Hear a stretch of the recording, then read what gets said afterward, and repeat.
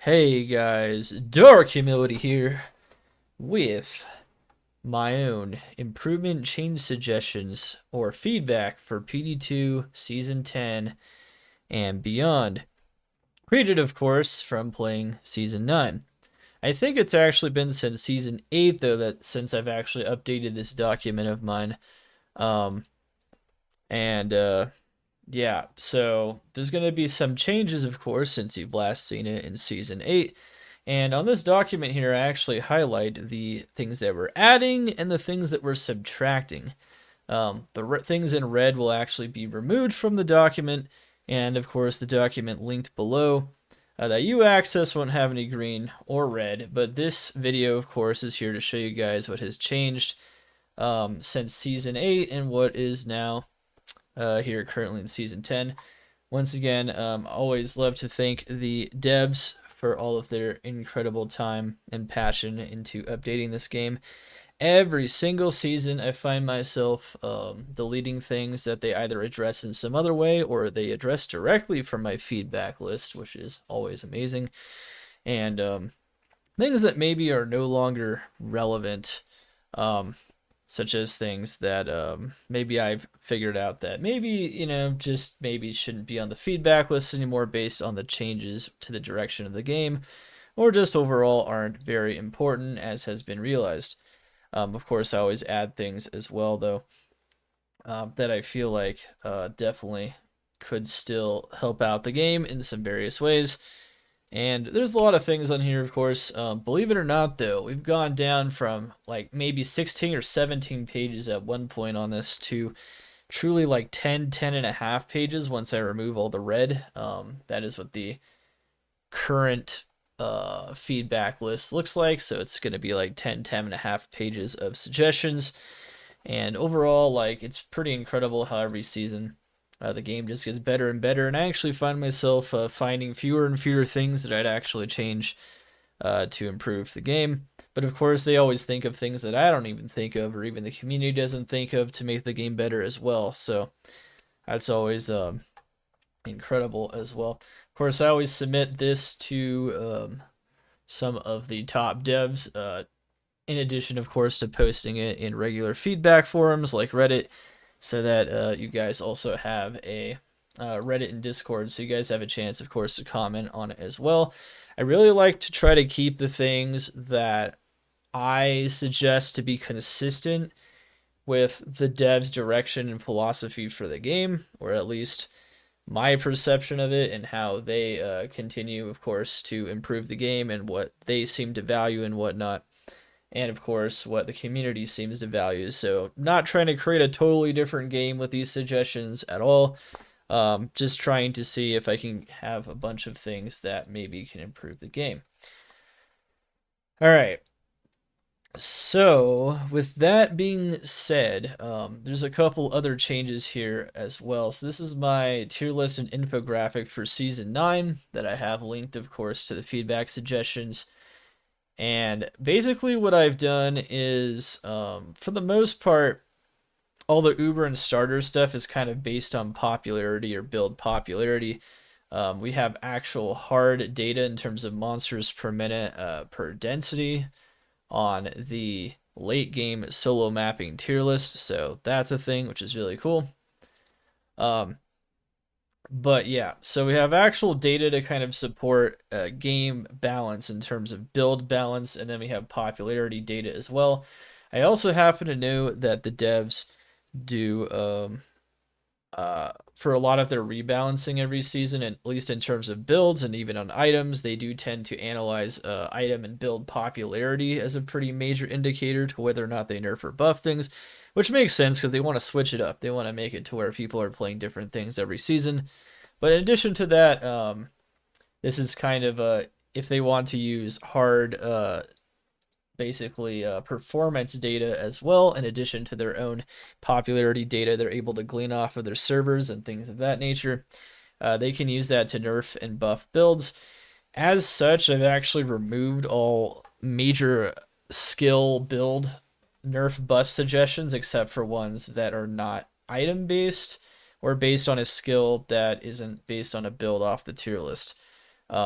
down here where I talk about the my suggestions for classes, which honestly there are not that many suggestions to individual classes to modify things anymore. But now most of them are mostly things like um, skills that aren't related to any particular build, or just changes that have nothing to do with making the skill stronger, but maybe feel more impactful, or fixing a bug, or just simply making the skill more interesting. In other words, just changing how the skill works. That's mostly what we have down here now, not necessarily nerf and buff suggestions to builds. For that, I have, of course, on my data sheet. Um, of course, the data sheet here, you can also see. You can pull up the actual data as well. So I also have the data sheet link there as well. So people can pull up hard info on the testing I did and whatnot for the Season 9 closed beta. And then, of course, they can see maybe what would be strong or weak and whatnot, just in general.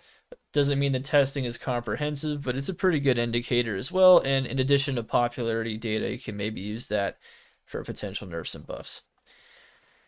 All right, so with all that being said, that's kind of how it works now. I don't really have build, buff, and nerf suggestions down here, but now I have some other suggestions for the assassin. I have Blades of Ice has lower AoE output than other martial arts abilities, limiting its fun and impact. It's a strong ability, Blades of Ice, but it's kind of boring. Would be pretty cool to see maybe a rework of that ability, so that's a suggestion there. Fists of Fire, I think, is bugged. I think it's still bugged. I think they've tried to fix it, but the damage, I guess the negative enemy res isn't working properly on it or something of that nature. That's just a suggestion to prioritize fixing that, because Fist of Fire is a really cool ability. Once again, we have removed all nerf and buff suggestions, so this is from the Season 8 feedback list, so we removed that, as it is no longer really, I don't think it's necessarily up to me really when it comes to like suggesting nerfs and buffs directly.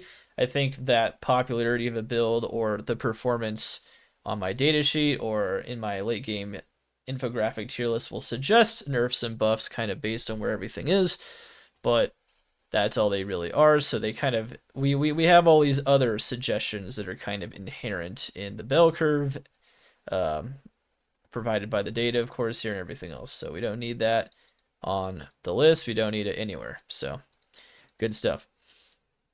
But yeah, make successive uses of Mind Blast, scale its radius per use up to maximum to make its playstyle more interesting. I definitely feel like Mind Blast is another one of those skills that's kind of boring, so that one could probably use some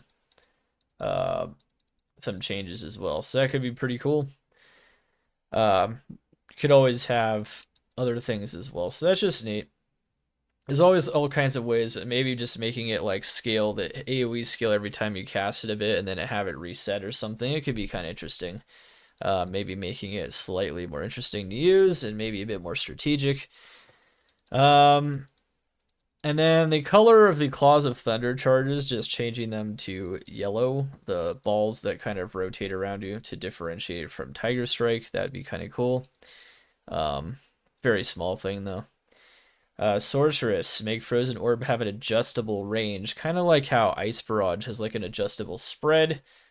That'd be kind of cool. Just a quality of life thing.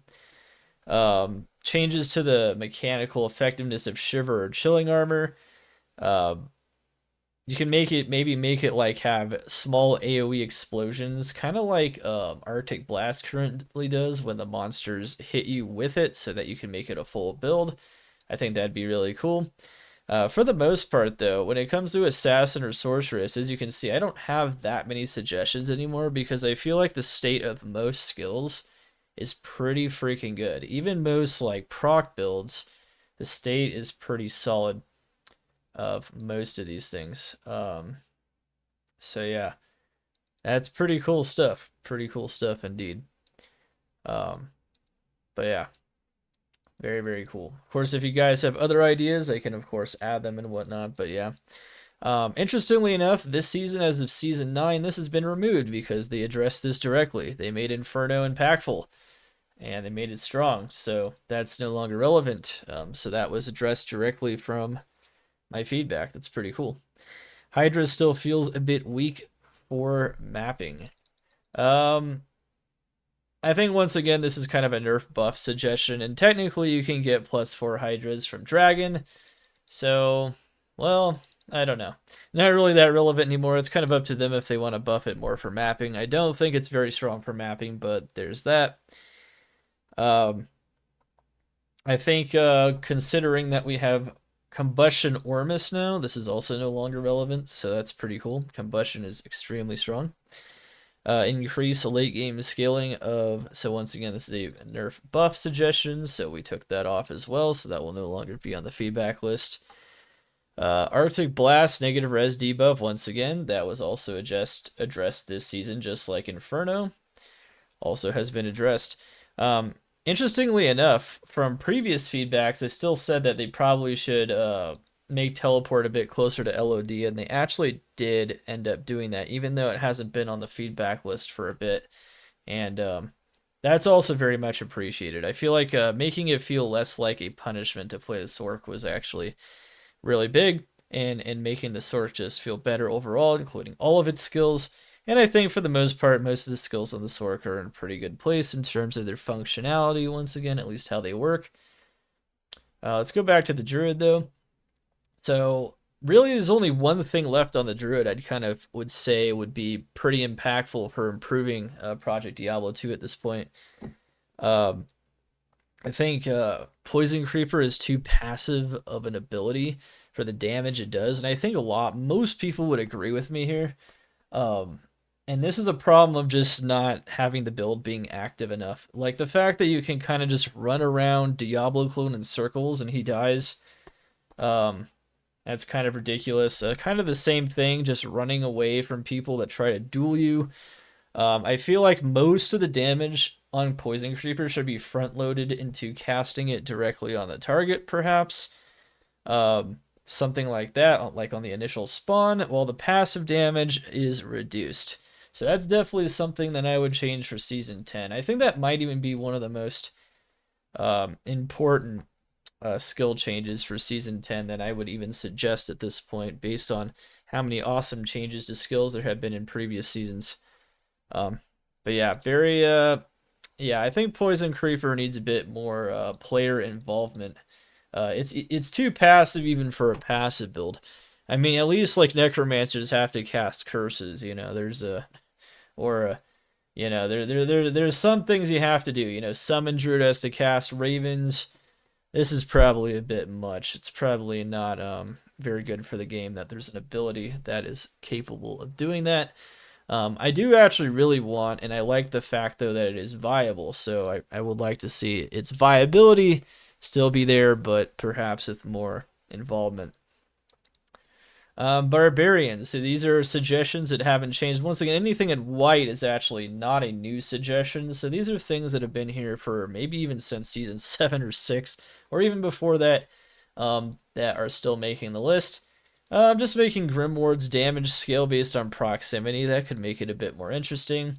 Can also allow you to buff it further, perhaps, so people actually use it more often.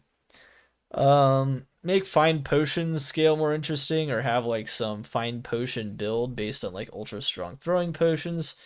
Definitely some ways to make some barbarian skills a bit more interesting still.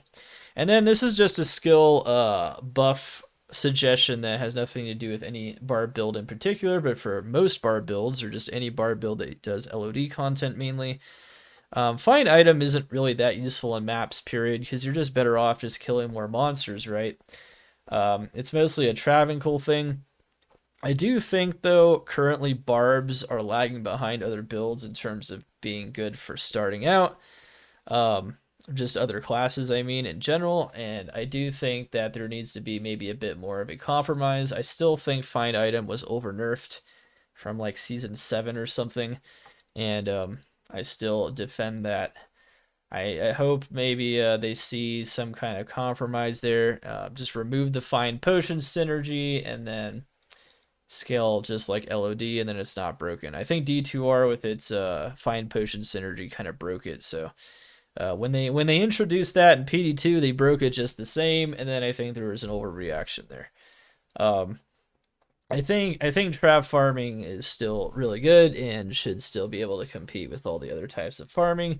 And I think a lot of people are still trap farming, but I think it could still be a tiny bit better. Again, I think that would be fun. All right.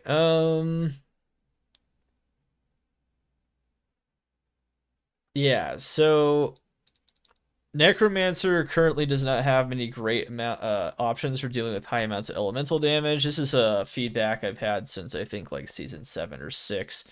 And it just has to do with PD2 having bow, oak, and sword nerfs and whatnot.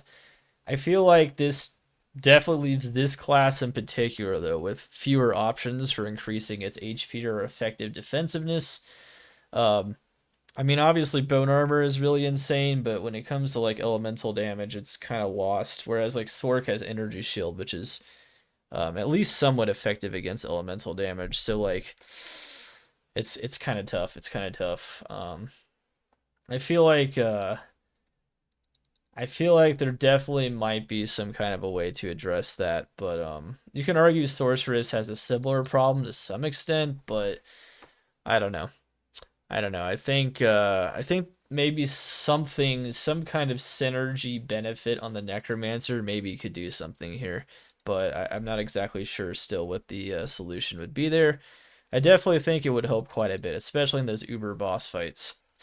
Allow for Poison Strike to use spears in addition to scythes and daggers.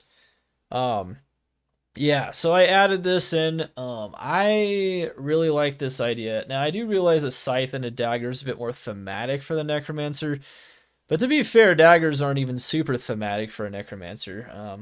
You know, wands are, scythes might be. Not a dagger so much. It's more of like an assassin thing in terms of theme. I do think the idea of at least allowing spears, there's like two major spears that'd be really cool to see on a Poison Strike Necromancer, particularly Odyssean's Awakening and Viper Fork. So I am suggesting that here. I do think Odyssean's Awakening perhaps being a thing here would be pretty insane. And actually, that alone might kind of partially solve this problem as well. Just allowing for a build based on that. You might have to but because like you can't use martyrdom anyway with proxy, you can't have invincible bone armor with Odysseans anyway. I mean, you can still have bone armor though. So I think it'd be pretty balanced to allow for this, and it'd be pretty neat. So I'm gonna push for this even harder. Make sure this is on the list. They fixed the golem thing, the iron golems this season, so I removed it off the list. They addressed this directly. I think blood golems are good with the other buffs they did, so I think this suggestion is no longer relevant. So that's definitely a thing. Can actually increase the size of this a bit here too for the video. I didn't think to do that, but yeah, here we go. Dark Pact is still too strong. Once again, that's a nerf buff suggestion. I've removed all of those for builds that are on the tier list, as the data and the popularity data that they have speaks for itself. Maxed Curse Mastery should allow cursing of enemies that cannot be cursed currently. So I think that'd be kind of cool. It's just a small thing at this point. All the other changes they made to Curse Mastery that have removed other suggestions in the past have been huge. So yeah, once again, not even that many things left for the Necromancer I really think are priorities in terms of things they can focus on. Same thing with the Amazon. A lot of nerfs and buffs suggestions that are no longer relevant, either because they changed them or just because, once again, the data speaks for itself. I do think some things are maybe no longer relevant or needed, such as this one. Maybe it'd be OP. They actually ended up buffing the damage for multi-shot and some things directly this season, so I think that suggestion is no longer relevant as well. So that's just the increased dex damage scaling. I don't think no longer fits it. They came out with a solution that works just as well, or nearly just as well. The last thing really on the Amazon I can think of is that exploding arrow is kind of boring, and it's not maybe as effective or as interesting as it could be. So maybe you could make a kind of like an explosion at the end, like an extra an extra AoE increased explosion when it reaches the end of its path. I think that'd make exploding arrow a bit more interesting. But for the rest of the skills in the Amazon, they're in a pretty solid place, I would say, at the moment. I still have for the paladin, so they've fixed like every charge problem imaginable. So those have all been removed from this at this point, and they're not coming back to this list because they pretty much removed everything you can. Especially with the resync button, that's pretty much the last thing, and desync is kind of a universal problem to some extent. Particularly affects strafe, which is something I have down in the bug fixes. Which I could also have up here for the Amazon, but that's just about it really, is that strafe has big desync problems. But yeah, so Holy White, all these things, reworking Holy Light and Holy Nova, I think they've done a good job with that this season, reworking a Holy Light. They fixed the last charge lock things. I think some of these other things aren't very relevant anymore, or maybe just don't matter too much. This once again is a nerf buff suggestion, not really needed. And then of course, yeah, I think the main things besides, I think they should increase the damage of healing abilities, because once again, I think in Senpai's own words, people don't like using skills that are purely for support. So I think it'd be cool to see, Holy Light and Holy Nova damage being buffed so that people can feel like they're supporting while also dealing damage, but obviously not as impactful maybe as some of the pure damage abilities like Fist of the Heavens. That'd be kind of cool. That's a new suggestion. And then the other thing is maybe to give Holy Shock, Holy Freeze, and Holy Fire a bit more identity. I even have an idea that can make defensive GCs viable now in this video. Which is to maybe give each of them like a bonus effect of some kind.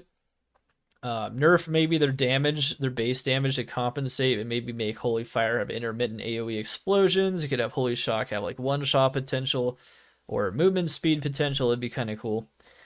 And then Holy Freeze maybe has a chance to freeze enemies, not just like chill them, but actually like freeze them. That'd be really cool as well. So I see that being neat. And then you could actually increase the odds of these things, or just like the stats of these things, simply by through the resist aura soft points, which is something you have to max out anyway to max out these skills. You have to max out their respective resist auras. And maybe the soft points, not even the hard points, can buff these effects. So you could potentially make the defensive GCs viable by doing that. That'd be kind of cool, actually. So this is kind of brought over from previous seasons. This is something I've still had. I've actually, this part's kind of new, though. I actually thought of a way maybe you could also integrate this and make defensive GCs viable. While doing that. So I think that's kind of neat. We can definitely do that. And then Smite, once again, this is a nerf buff suggestion. And honestly, they did a pretty good job making Smite feel a lot better, but, they could still do more if they wanted to. So there's that.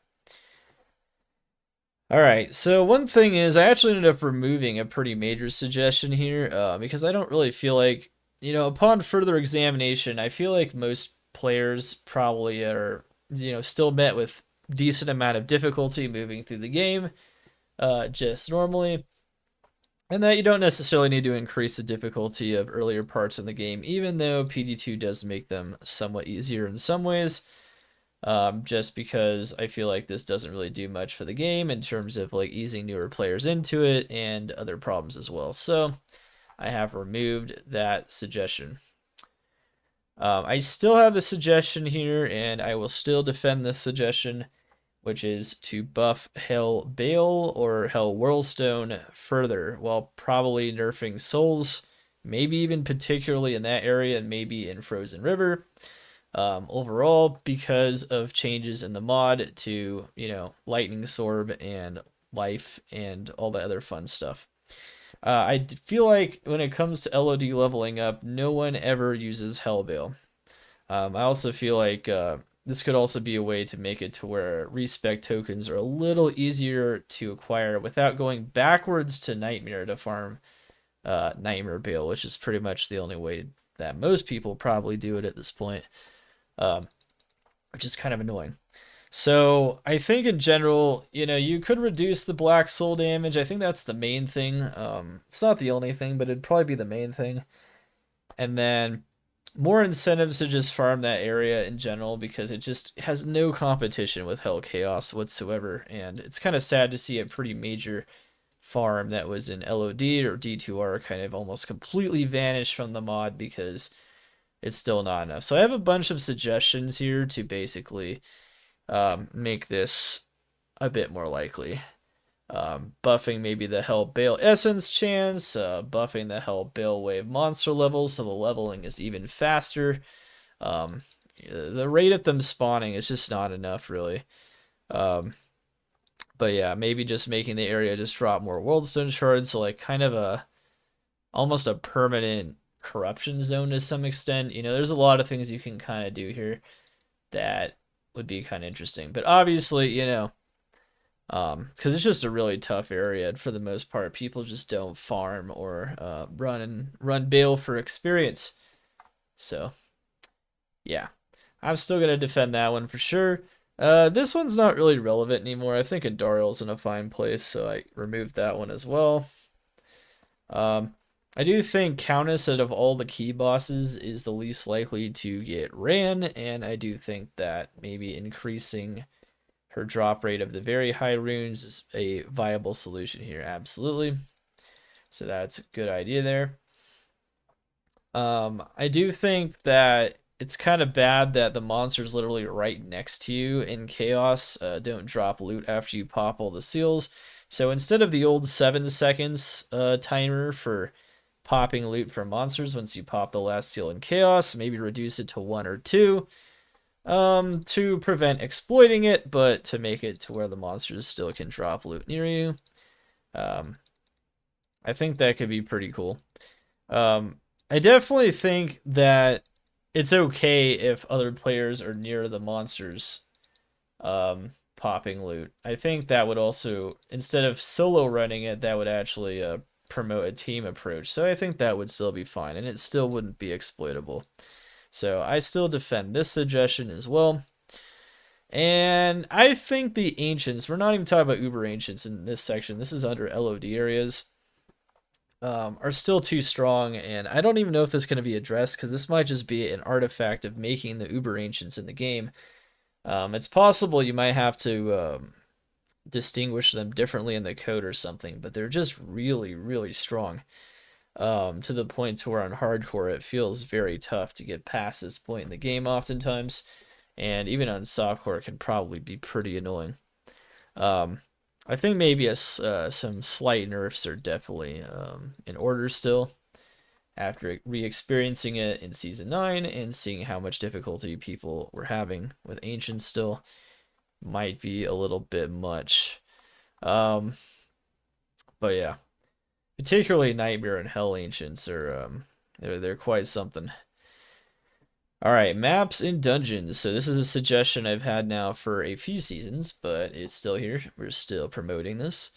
If they ever have time, it'd be awesome if the devs created different challenging mob types or different themes for each dungeon in terms of the types of mobs, which could promote different team comps in dungeons, and things that might advantage melee builds over casters, things like that. So there's more build diversity and comp diversity when facing dungeons, and there's just more types of challenges in the dungeons in general. I mean, currently every map has different monsters. Even each unique map feels pretty unique. Those unique maps that they created I think the dungeons might need a bit more differentiation still, so that's definitely would be pretty cool to see. Um, all of these buff suggestions to maps, so we didn't remove them because we don't really have like because these aren't builds. We removed them because they're no longer relevant. Either because they changed the tiers of these maps, or in the case of the first two, or they actually did the types of buffs that I suggested, or they buffed them in different ways, like Lost Temple lost its souls, which just makes it better to run. Ashen Plains got more experience. Sanatorium got more experience too, which is something I didn't even note here, but since they moved it to tier 3, it makes sense. I think overall, like, honestly, from what I've seen running almost every map this season, like, maps are in a pretty good place. They also rebuffed the experience in Kyrgyzstan Marketplace as well. So I think now in Season 10, you're looking at some pretty solid state of most bosses and most maps and most levels of experience and density in most maps. Almost every map is getting ran quite a bit. Um, there might be a couple of suggestions I could still make, but they would be pretty small in terms of impact, and they're not super important at this point. I mean, they even fixed the problems with um, Fall of Chaldeum, really, and those aren't even suggested here either. They moved it to tier 1, and honestly, there's still some issues with it, and I think they've addressed those as well.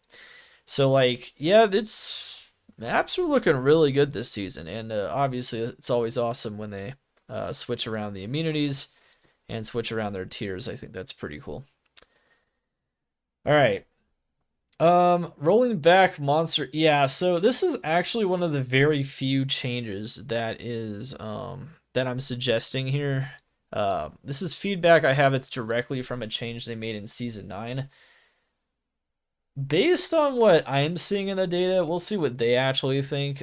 Based on they got server data directly, but you guys might agree with this. I think they tried to increase the monster HP increase per player in the game, and to try to compensate for some of the other buffs they were making and things of that nature. And I personally think maybe they should just roll this back completely, because I think less people might be incentivized to be playing in groups currently because of that change. And it just doesn't feel quite as good to group up and smash things as it probably did.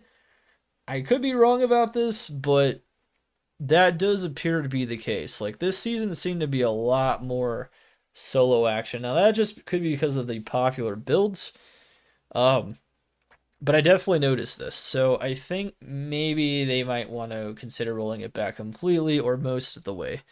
They tried to do this as a compensation. It was tested, but maybe it wasn't actually a good thing.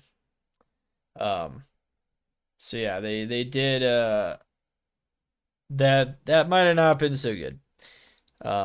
This isn't a balanced thing, but it's still the case that it'd be cool if there's some way for the mini-map to not have billions of trees on it in Kyrgyzstan Marketplace. That's been the case since this map was created. Unfortunately, it's still the case.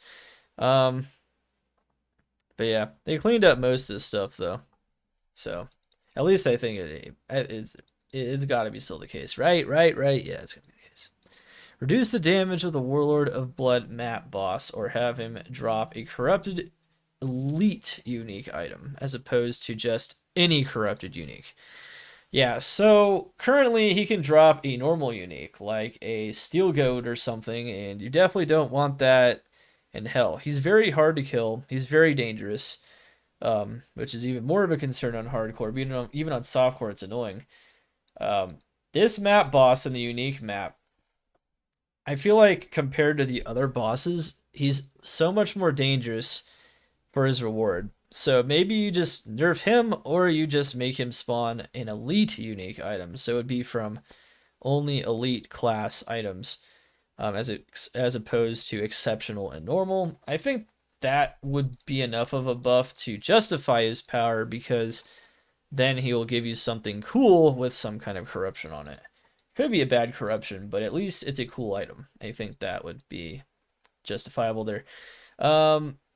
I think the frenzied spawns in this map as well are just really ridiculous. They kill you very easily. Um, some of the monsters in this map, even over the other two unique maps, are maybe a bit crazy. But so are the Hierophants in Czar's Sanctum. They nerf these, but it's still really ridiculous. So arguably those should also be nerfed as well. Now I think the jewel drop rate of Fallen Gardens is like 4 to 6% or something. Um, Maybe that was a bit too high. I think a compromise might be in order here, where in season 10 or beyond they can consider 3 to 4% instead of 2%. I think the map is rare enough. Like all of the unique maps are really rare, and jewels are insanely expensive because they're just hard. It's hard to get good jewels throughout the season.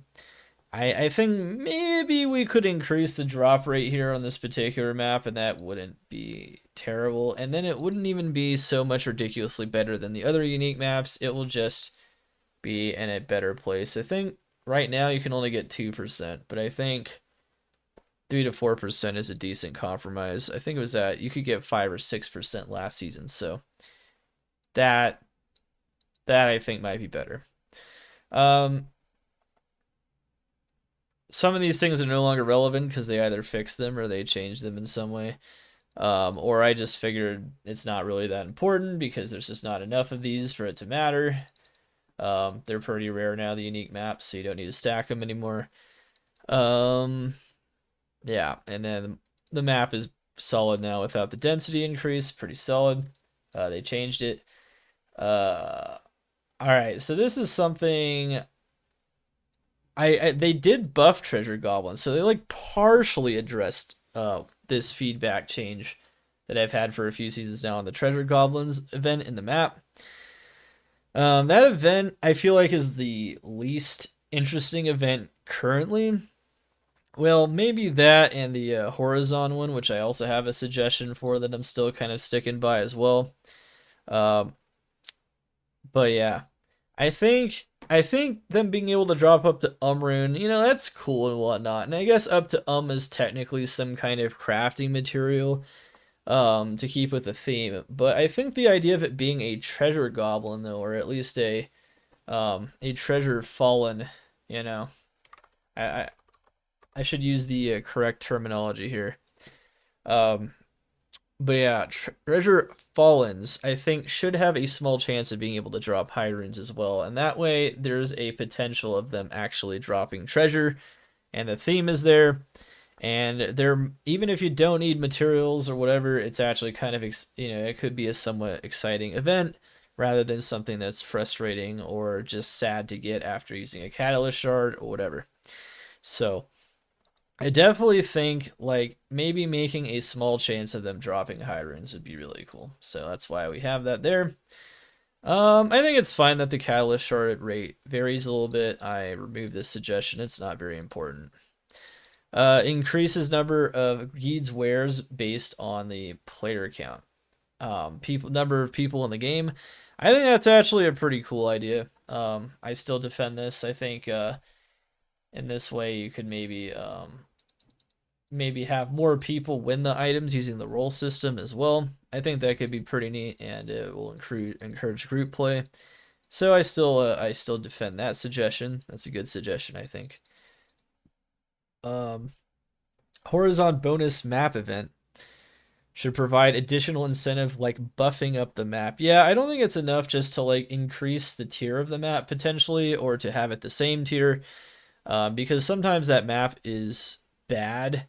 Especially with the same stats, the map might actually just be bad or dangerous, or the map itself might be difficult for your build. I think the map itself should be buffed as well. Like there should be further buffs to the map that the Horizon creates, and I think that would be make it much more likely people would like this event and would think it's worth running this event and would engage with it in a healthy, positive manner. Well, they did balance Geed at some point. And I think he's in a good place now. He's balanced. You don't have to do anything like this previous suggestion. I think they balanced him. Sometimes you get really insane things from Geed, but it definitely feels like he scams you just as much. So, if not more, then he gives you good items. I think Geed's in a good place right now. This is also not really relevant anymore either because now the entire group gets a shrine when you get a shrine inside the map. So getting a shrine for an individual person or just for everyone out in the cold plains, it's not super relevant, so I removed that as a suggestion. Not super important. Them making it to where the whole group gets a shrine is a great change from this season, I think it was. Or last season, I don't remember, but I think it was this season, and that was a good change. So that made that suggestion no longer relevant as well. This is my suggestion for another map event they can decide to add. If they decide to add another map event, which I think would be good. I think one more map event would be pretty solid. This is my idea for the Protect Charcy event, which is it's kind of fun. It's fun thematically as well. Waves of monsters trying to kill her. She has like an HP bar, and as long as she survives the onslaught of the monsters, get some kind of special item or something that currently doesn't exist that maybe has a no brick slam or something. That'd be kind of interesting. Or an enhanced imbue of some kind. Maybe not this. This might be a little bit much. But something like maybe an imbue that is I don't know, maybe some kind of small stat increase or something you can add to an item. I don't know. Could be anything really, but dead Charcy equals no reward. I think that's a good idea. So that's my idea for a new event. That'd be kind of neat. If you have Geed, you may as well have Charcy, right? Makes sense. We all love Charcy. Charcy's a good one. Anyway, okay, so let's see here. We also have, so this is my idea I still think being able to reroll 3 tier 3 maps into a single different map is still not a bad idea. Or just making a different orb that does this with some other chances as well. Not a terrible idea. I still think that's a good idea. And then that's pretty much it for my map and dungeon suggestions, except for the top suggestion here, which is also kind of a dungeon solution. So they did a lot of really cool things to dungeons in season 9, like making it to where you have to defeat the boss before moving on to the next part of the dungeon, and some other cool things as well. And they did some of these changes. They removed uber uniques from being able to draw from dungeon bosses because I think they realized some people were just skipping all the dungeon and then just farming them solo, which is kind of dumb. So they removed all that stuff, which makes sense. I think all that that makes a lot of sense in hindsight. I don't even think I suggested some of that stuff. I think that's just something they figured out.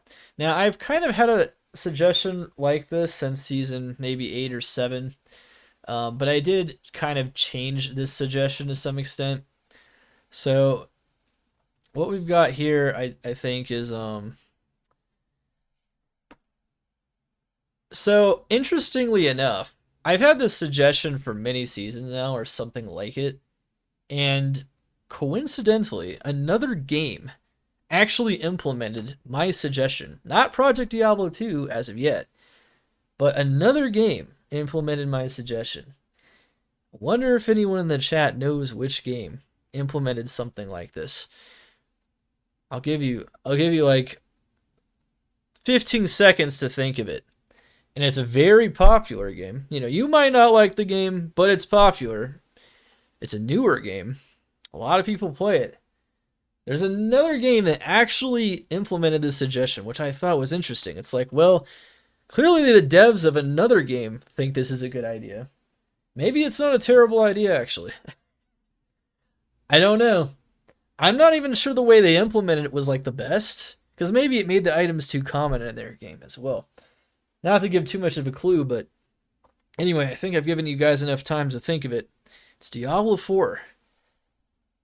Weird, right? Blizzard devs thought that this is a decent idea. And honestly, it kind of helped their situation a bit because in their game, they also had a very similar problem. Their Uber uniques are absurdly rare, that almost no one was able to obtain them.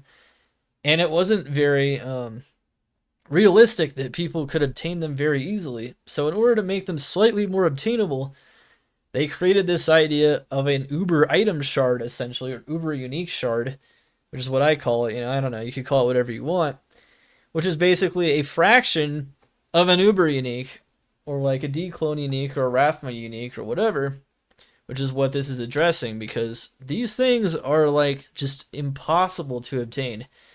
And I am still standing by this. This is still not something they've changed in the game, but there's literally, for the most people, there's literally zero motivation to farm these because it takes so many kills. Tier 1 of or Tier 2 kills on D-Clone and Rathma, which are very tough kills, mind you, for the potential to even get these items.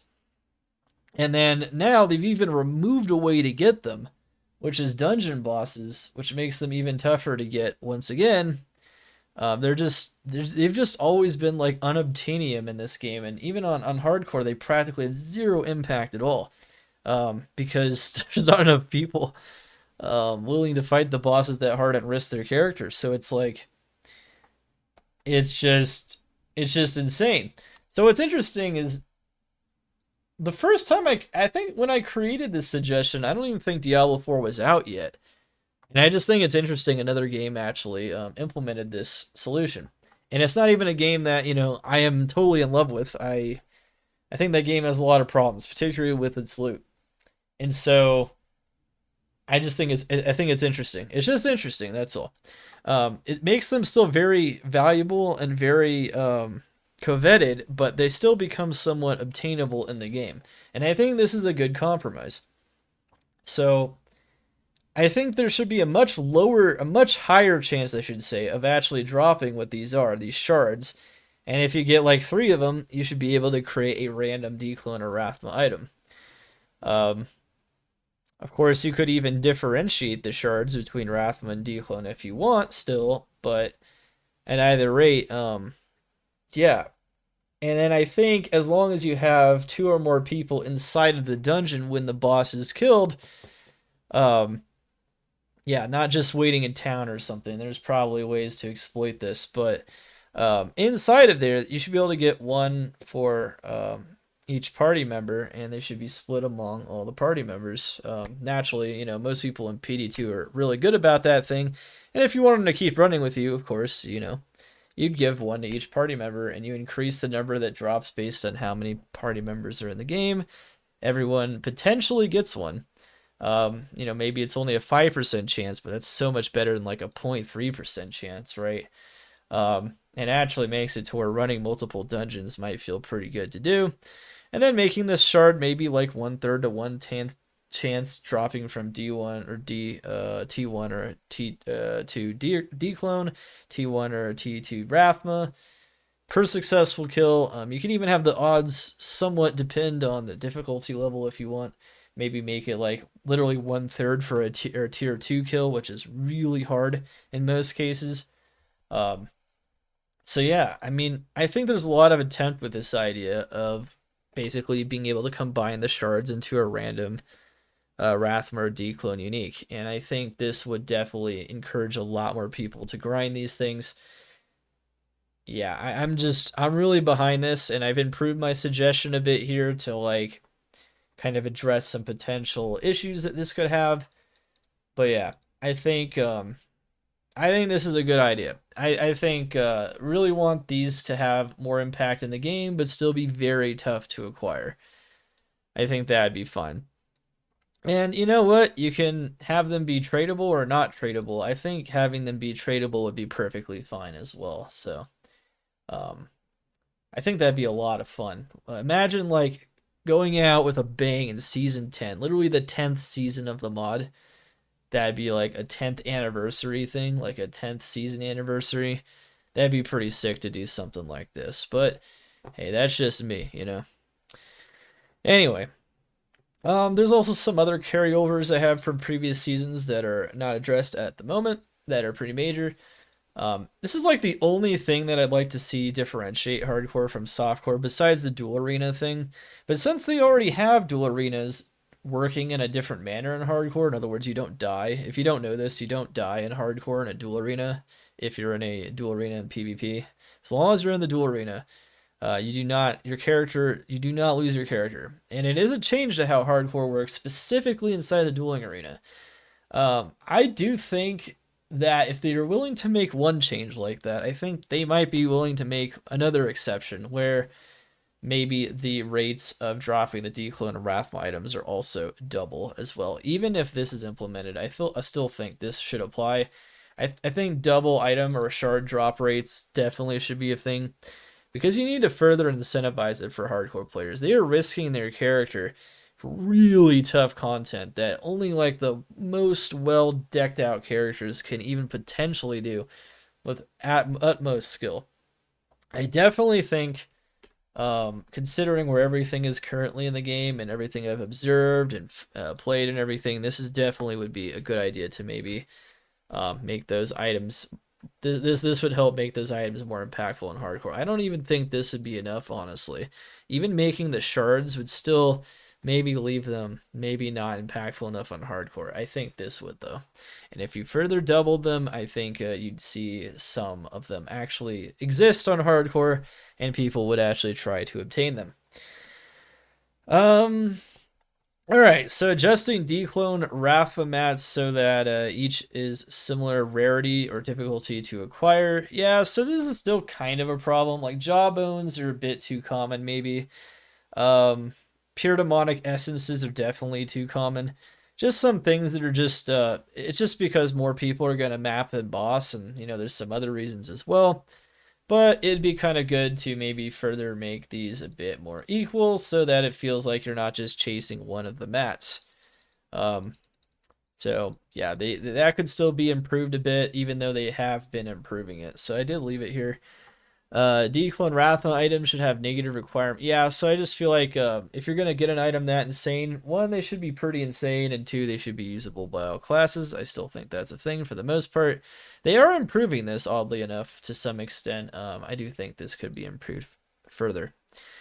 This is actually something they changed, I think, last season. I think this is a Season 8 change, and it was still on the list.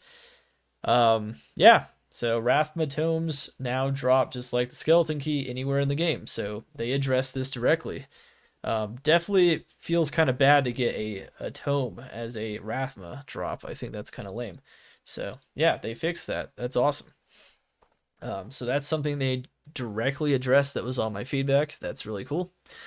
Reduce the crazy damage one-shot potential on Meltdown's Slime Nova. So this thing isn't really, I just kind of got rid of this because this isn't really the only problem. Instead, I just put nerf tier 2 Rathma further because I feel like everything's in a pretty good place now. Except for the fact that tier 2 Rathma is still ridiculous.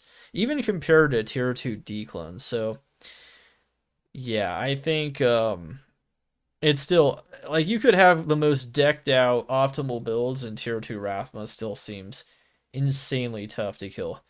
I think I don't know. Like I do realize there's a reward for this, but man, it's crazy.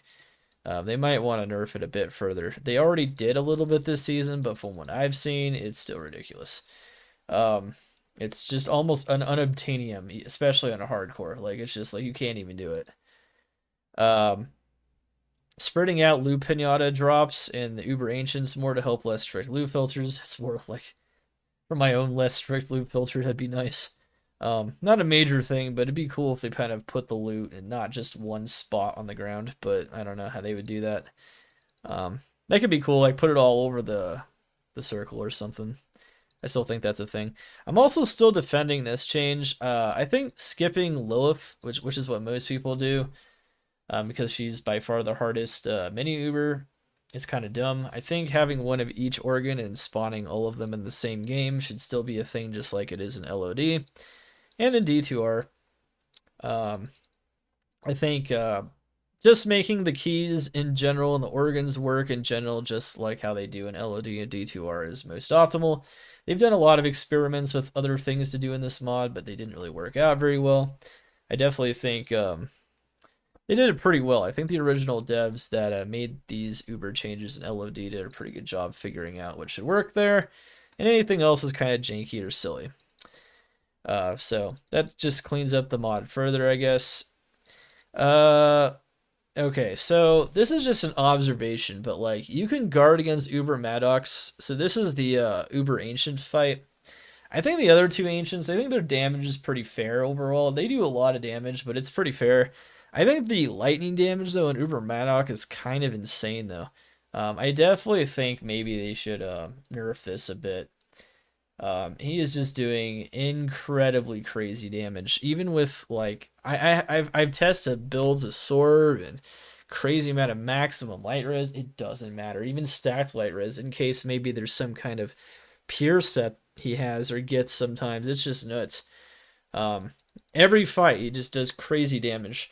I think if we want to make that fight more accessible, when it's not supposed to be like one of the craziest fights in the world, I think it'd be nice to nerf that a bit. Like as it stands, he's more dangerous, or with all three Uber Ancients combined with Madoc, that is way more dangerous than Uber Tristram. Like I don't know if that's intentional, but I mean that gives you a Hellfire Torch and Black Soulstones, whereas this is just a chance at items and some Standard of Heroes, which I love the Standard of Heroes change, by the way, which is something, as you can see, they address in a totally different way, by just not tying them to they made Uber Ancients way more runnable by, instead of tying them to Uber Tristram, they tied them to Uber Ancients, which I think is a really good change from Season 9, which is why once again this is removed here, which is really cool. I really like the change.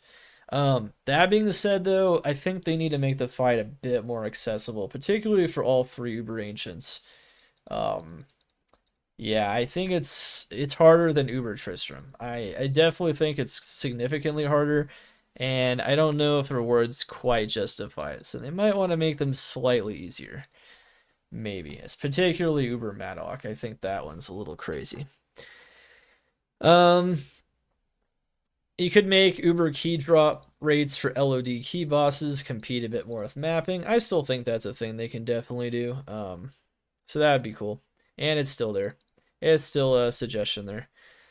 All right, so now we're getting down to runes, rune words. So we're getting down to items and some things that are still kind of janky in the mod as we get closer to the 10th season. I should mention I'm not even done playing Season 9, but I feel like at this point I have pretty much all the feedback I would potentially even want to give, so that's why we're doing this. But there are still some things that I think, and after further reflection and playing the mod and changes to the game that have happened in Season 8, like corrupted zones, and some other things that like have made me rethink, or at least like maybe reassert some things that I've had on this feedback list previously, but maybe I wasn't like too sure of, or maybe I was like conservative in what I was suggesting. I've become a little less conservative with some of these item suggestions, and I feel like it's because like ultimately most items I feel like are in a great place now, and in terms of runes and the rune price balance, it's so much better than it was when the mod first came out, where basically anything that wasn't a Sur or a Burr had just terrible value. And they've done such a good job at mitigating this, but I do think there are some lingering things that could definitely be improved, mostly by this green right here. And yeah, I definitely think there's some lingering problems that still exist in the mod, even 9 seasons in, when it comes to rune words and rune price balance, and just in general, some of the rune words not feeling very good still. So let's kind of talk about this a bit. So just some background here. When they created the mod, they heavily nerfed like practically all the anywhere somewhat strong rune words that were in LOD. Now this makes sense because there are a lot of really ridiculously overpowered rune words. Um, there are just a lot of them. There are just a lot of very insane rune words, and some of those probably still there's still probably some real justification for their being nerfed, like Spirit, for example. And, maybe putting the power elsewhere, or Spirit or Stealth. Maybe they are just a little too ridiculous early game. We understand this. Maybe having some range on Fortitude's enhanced damage makes sense because otherwise it's really hard for other armors to compete in the same slot. All right. I do understand that there's some of that going on. But one thing that you'll notice with the trends though is that the devs have been walking back most of those nerfs. Originally they nerfed them so heavily that you wouldn't even ever justify making the rune word because it wasn't good for any content, or by the time you found a decently corrupted item, it just way outperformed any rune word whatsoever. And because most of the items were buffed in most ways, and they also have corruptions on top of that, which can make them way better than most rune words, the value of most runes became almost nothing, except for once again certain Burrow, which made most of the rune words that still outperformed most uniques, and no matter what their corruption might get.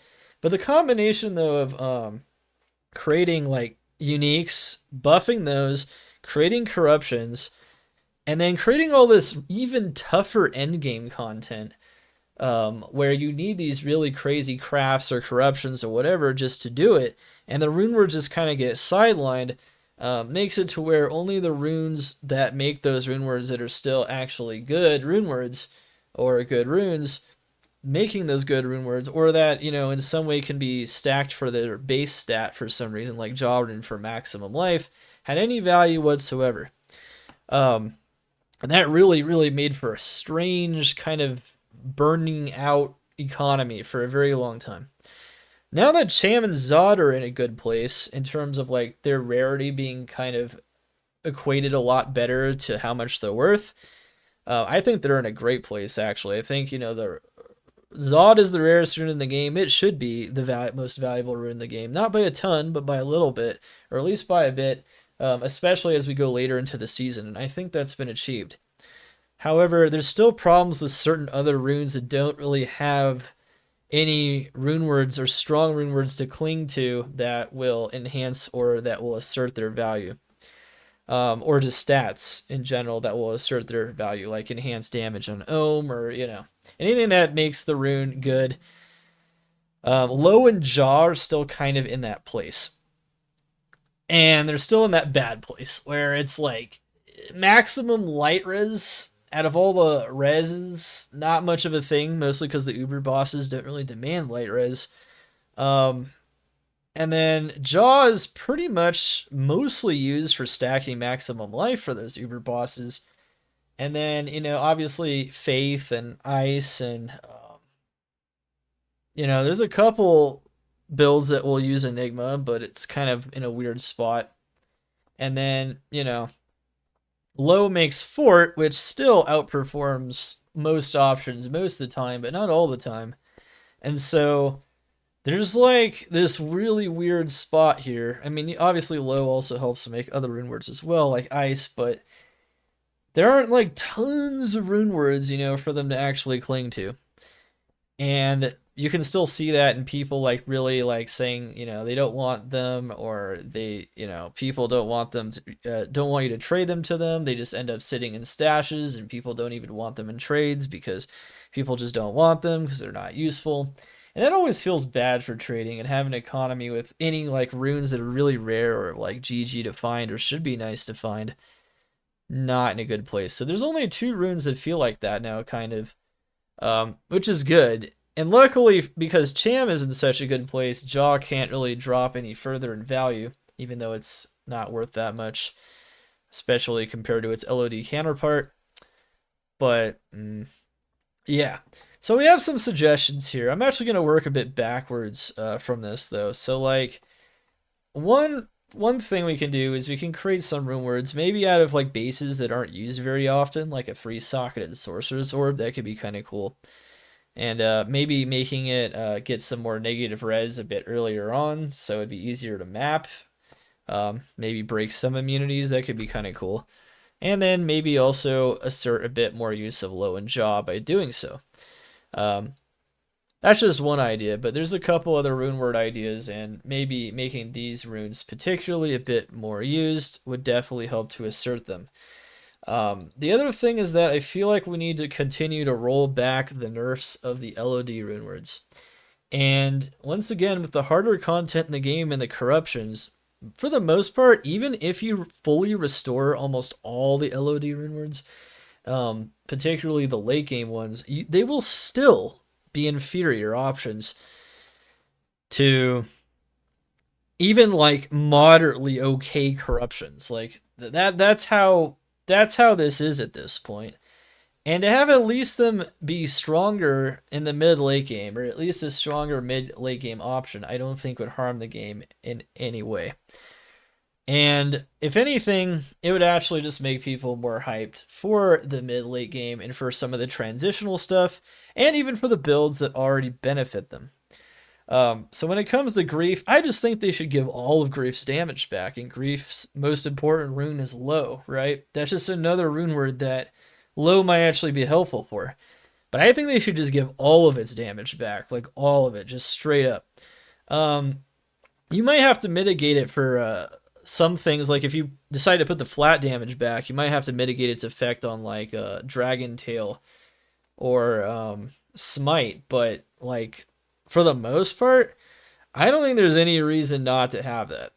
Like, that weapon is so inferior to all kinds of good corrupted items that even if you gave it all of its damage back, I still think it might not be created that often, but at least you would get more of a mid-game option that's easier to achieve.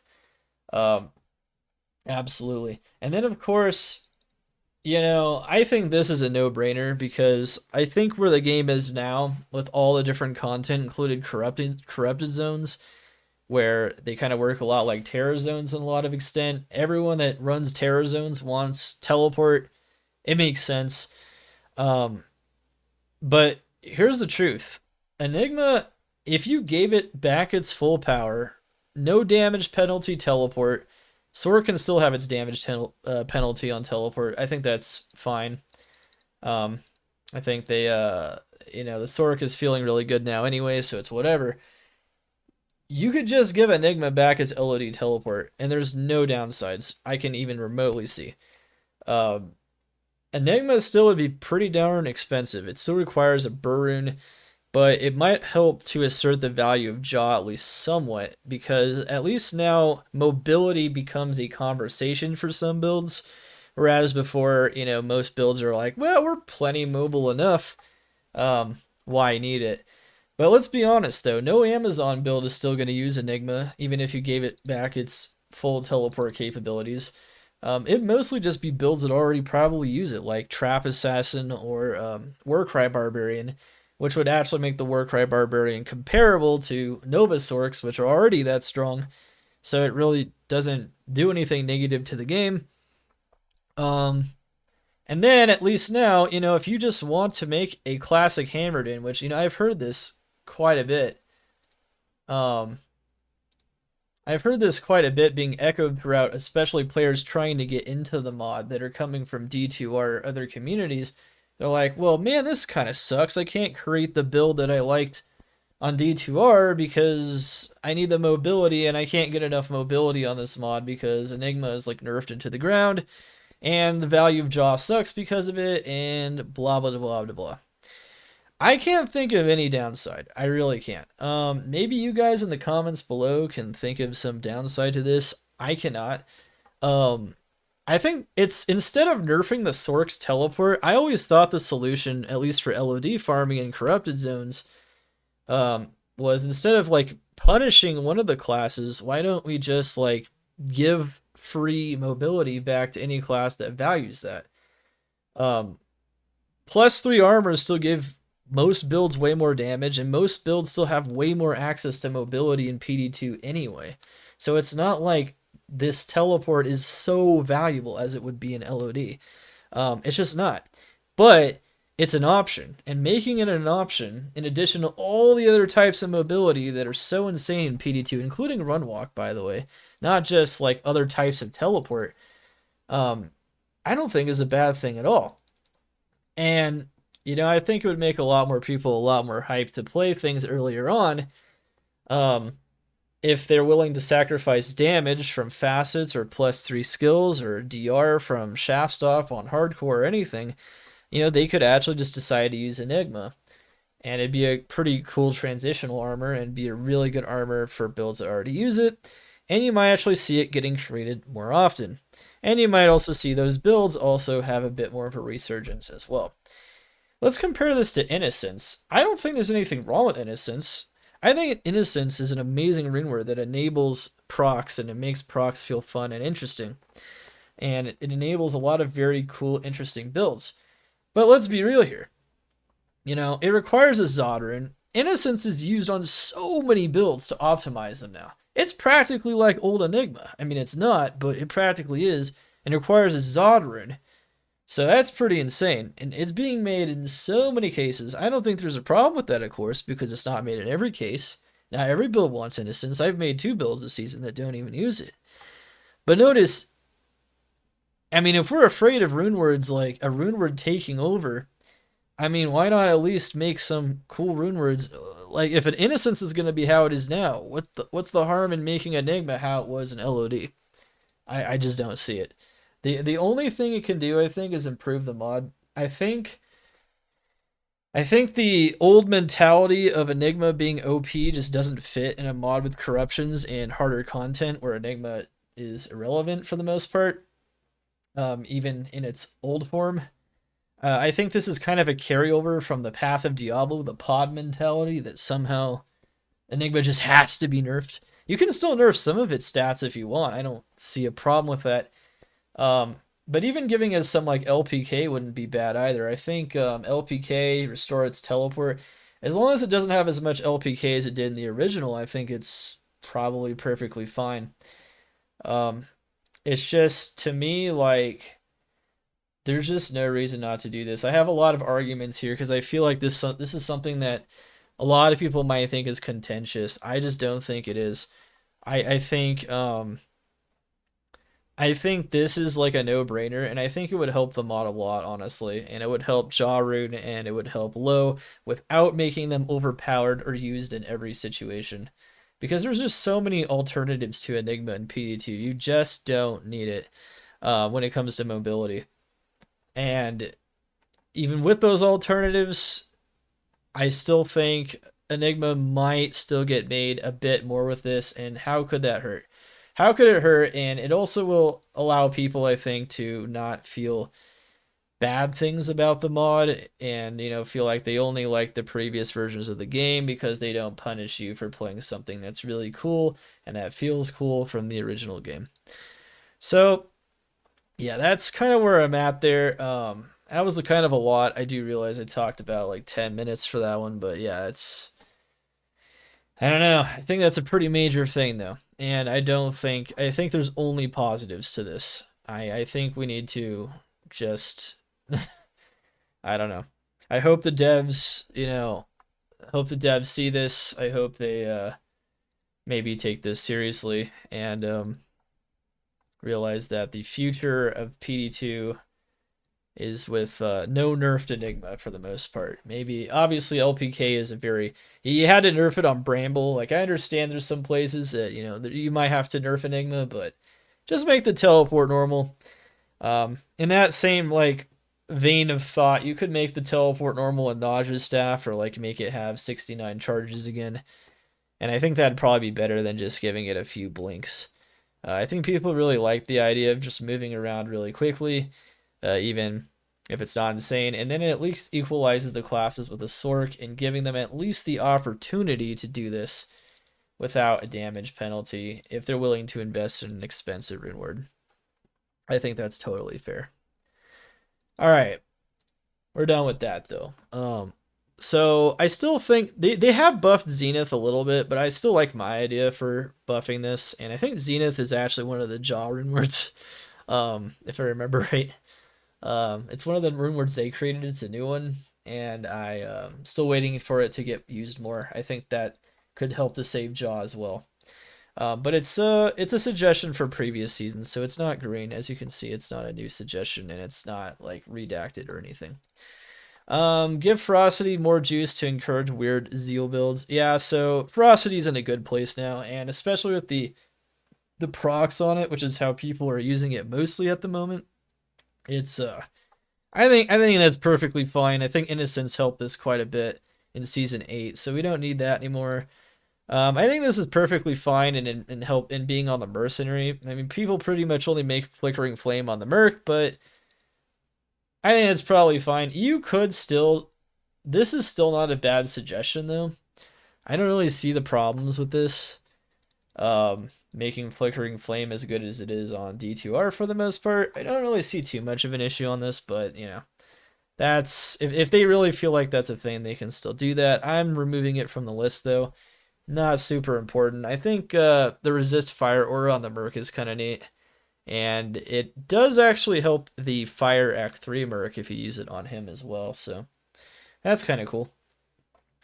Once again, just kind of, this is a return of Death. I think wasn't ever super OP. Maybe in the beginning of the mod it was, but with all the other changes now, I think you can safely return Death back to normal so people actually make it. I think that's perfectly fine. Helps to reinforce Vex and goal value as well, which hasn't dropped or anything, but you may as well reinforce it a bit so people actually use those runes instead of just use them for currency. Return amplify damage in exile to exile. I'm still defending this one as well. I think this is even more so the case now because charge amp isn't very good with charge. It's kind of hard to proc amp with charge. But now all those bills that kind of sit there and attack, I think some kind of way for those paladins to get amp damage a bit more reliably would be really good here. I mean, currently you have things like Headhunter's Glory, but they're not good for a paladin. So I think if you nerf Exile in some other ways, I think amp is just a lot better than Decrep. And I think it would just be a lot better in general. Because right now, Decrep is just kind of lame. People only use this Exile at the moment for Defiance pretty much on an Act 3 Mercenary. So that kind of tells you that the on-striking effect is kind of... yeah. I mean, with Innocence, it's kind of interesting, but I don't know. I think you need to bring more power to Zeal and some other builds, and I think it'd be cool if Zeal and Smite and whatnot were a bit more dominant again, and I think this is definitely the easiest way to achieve that. Obviously, this is not a buff nerf suggestion to Smite or Zeal, but there's interactions there that I think could help buff Smite and Zeal to a level that would make them a bit more on par with things like Charge. I think Charge is in a good place, actually. I hope they don't nerf it because I feel like that's what the Paladin should have on more of its skills in terms of bossing capability. So, I don't know. We'll have to see what happens. It is what it is, though. Okay, so this is actually a suggestion to make Breath of the Dying stronger than its LOD counterpart. I think this actually is very justified here because Zod is valuable now because of all these other inwards, and you have to use a Zod to make a Breath of the Dying. I don't know if anyone's even made a Breath of the Dying this season because of the state Zod is in for Innocence or Obsession, or all the other uses like in any ethereal rune word without Repair's durability. I think this is kind of, in my opinion, this is definitely needed. I would totally go this direction with it. And I hope they do. So, yeah. 100% ED buff. That is what I'm suggesting here. I think it should be even stronger. And even if it is, I still think that most corruptions and most things like that will have problems competing with it, but at least there's like a way to get a very powerful weapon with a Zod, and I think that it's justified considering the difficulty of acquiring the rune. Buff ice negative res. Yeah, I still think ice could use a bit of a buff, but maybe cold arrow could use a nerf to compensate. I don't know. Um, it is what it is though. Anyway, trying to make it a bit more valuable than Mabs. Some other suggestions for some other enhanced damage on other items that I think could maybe make them used a bit more. And then make the procs a bit more powerful on destruction, and you'll have it used a bit more as well. I think it's almost there, actually, for procking. And myth to always 2 skills. Besides that, nothing that I think needs to be done for most rune words. I think most rune words are used to some extent or in a pretty good place for their cost. So yeah, that's basically it there. All right, so in this season, in season 9, they finally kind of addressed this point, and they've addressed it, I think, sufficiently at this point to where I don't really feel like Lilith Samira is in a weird place anymore. So I'm actually going to take this off the list. I think being able to use for crafts, which you can use it for crafts and not jewels, is actually a pretty good compromise. So you can use it for blues, rares, and crafts, not jewels. I think that allows Lilith's Mirror to be used not only on jewels like it was for a few seasons, but also to be used on other very cool items and to incentivize crafting that aren't necessarily unique in sets. So I think Lilith's Mirror is finally in a good place, so I am no longer suggesting anything for it. Very good. This obviously not restoring it to what it was in season 5 per my suggestion here, but they addressed it in a different way that I think is sufficient for making the item interesting. All right, restore +1. So a bunch of these are just carryovers from previous seasons. You have things like here, like they made this item really junky. I think this is an item that probably could be more interesting than it currently is, and I don't think there's any issue with there being a plus skill on this item. I think they buffed Stone Crusher enough at this point to where people might actually want it again. They could maybe still buff it a bit more, but it's no longer a priority. I think nerfing Schaefer's Hammer as the dominant one-handed is still a thing. And I think as of this season, I have determined that the dominant two-handed option might also need a small nerf, like 20 to 30 ED or something. On Grandfather, maybe 20%, so that other options are more competitive. I think they might have over-buffed Grandfather a bit, which is fine. It's just hard to get that sweet spot, so that different types of items are actually used at about the same rates. Still remaining strong here. I think they should nerf Poison Nova, but they should rebuff Death Web, so it's a lot more fun to find, and so that negative res is high. I think the fact that this item is not in a great place is kind of bad. I think it's way over nerfed as an item, but maybe the build could use more nerfs to compensate.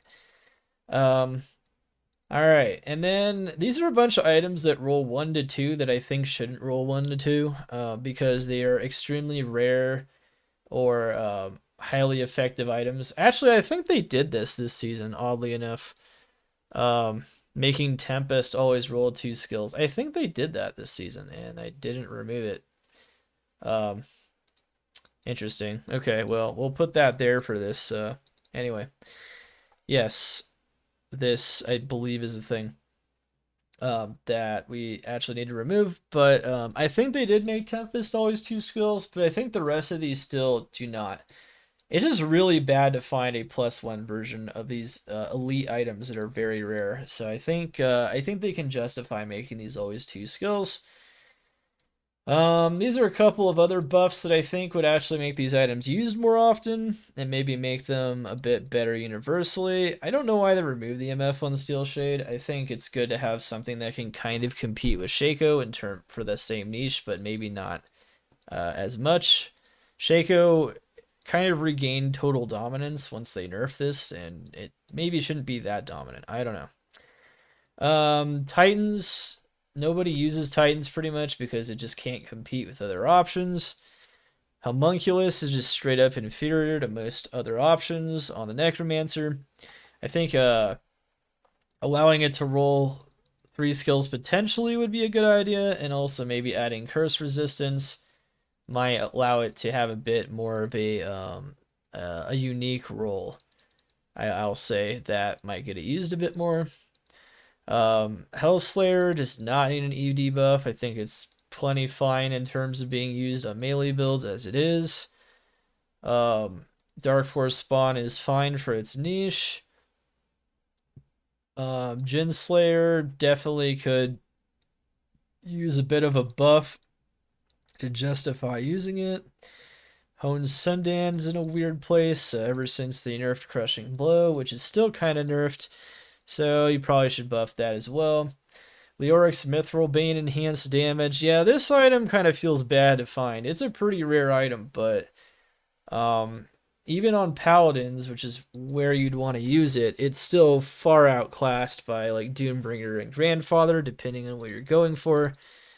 Yeah, I think that's probably needs some more enhanced damage. It just doesn't have enough damage from what I've seen on that weapon. Firelitter's Talons should be a bit more distinguished for what it enables, which is Fists of Fire. But they have to, of course, fix Fists of Fire as well for that to be useful. Ume's Lament is such a crap wand. They should buff that. I think it's like an exceptional wand as well. Slightly increase odds of slow movement on Chromatic Ire. I think some middle ground between the nerf and the original amount they put on that would be nice. You see it get used again without it being so dominant or ridiculous. Vampire Gaze, I think the niche on Vampire Gaze should be that it's like kind of closer to its 08 variant maybe in terms of DR, so that it can get significantly more than Koa, but obviously it doesn't have all the other cool things that Koa has, so I think that'd be pretty cool to make it add a bit more DR in that direction for sure. That'd be kind of neat. I think 10% attack speed on Drax is enough after reviewing the options and what it's used on currently for most builds, so I like the place that's in. Buffing head strikers slightly. Yeah, this item's kind of in a weird place now as well. Purgatory is just garbage if it's not ethereal. I mean, the whole bonus of it is supposed to like bring together other ethereal items to make it good. I think this is one of those items that should always be ethereal, and that's just how it is. And this is a carryover from previous seasons. There are some items like this that are always ethereal, and this should be one of them. I mean, getting 3 sockets on one is hard enough. You're never going to spend a vial on an armor, most likely. And yeah, it's just getting one that's both F and 3 sockets without the vial is like super insanely tough. And it's a really rare item to find as it is, so I think it should have more potential more of the time. I think this would definitely make that item a lot more interesting. Make Hotspurs, always roll 10% max fire. It had 15%. I think 10% is a good compromise because it basically has nothing else useful on it besides like 15 life or whatever. It's not, yeah. I think right now it's like in a really bad place where like nobody uses it because they like over nerfed it and then they took out all the stats. So that'd be good. They did make Wraithflight always ethereal again, so we removed that.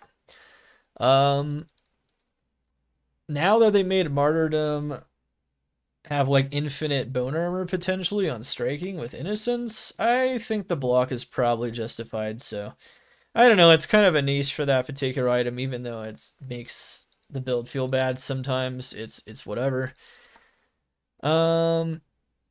Making Guardian Angel a bit more universal might be nice, so that maybe it better competes with other types of options for bossing at the very least.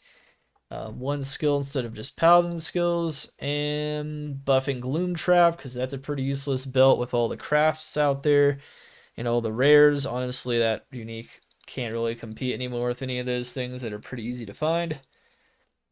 And then once again, we want that Viper Fork and that Odyssean's Awakening to work with Poison Strike. Make it happen. Two throw is in a awkward place for sure. I think you can use it on a bleed bar, but I think still giving it some enhanced damage is not a bad idea, so it gets used more often. I mean, you got all those crazy rares and other things that have enhanced damage pretty easily as well. Some other very interesting things. They actually did do these things, so we removed these. They nerfed the absorb stats on Spirit Keeper, and then reduced the Warcry skill range on Grandfather, so those suggestions were fulfilled. This suggestion was fulfilled, but not directly.